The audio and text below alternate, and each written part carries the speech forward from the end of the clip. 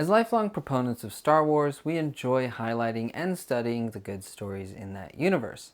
And today we're going to be returning to the best thing that Star Wars has to offer, Andor. And we're going back to Syril and his mother, but not just because we want some of that cereal, but because we can't help but talk about the writing. Tony Gilroy outdid himself, and the fact that it is set at a breakfast table proves that great writing can make even the mundane interesting.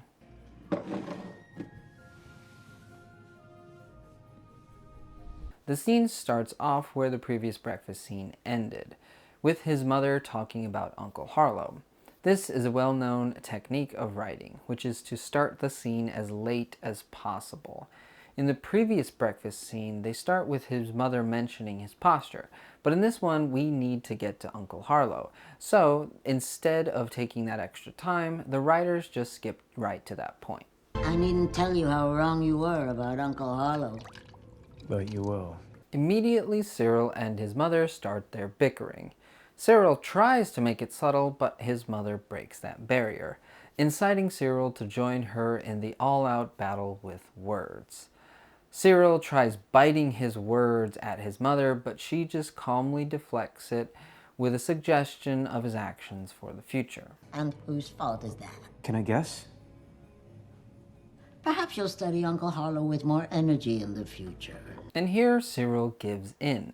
He goes along with what his mother is saying and asks about Uncle Harlow's opinion.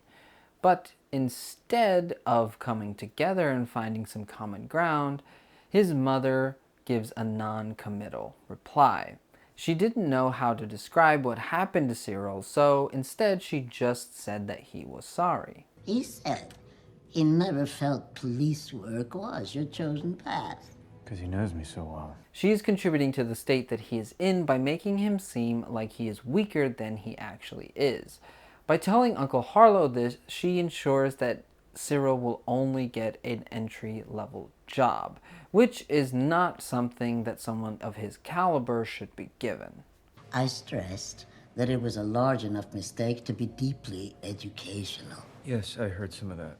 At this, Syril gets upset because he heard her conversation with Uncle Harlow, but only heard half of it, which means that he heard her downplaying him and his abilities, something that any son would be upset about. And here is where we get Syril calling back to what she said about studying Uncle Harlow. And by saying that, he shoves her words back into her face. Our conversation. Your side of it?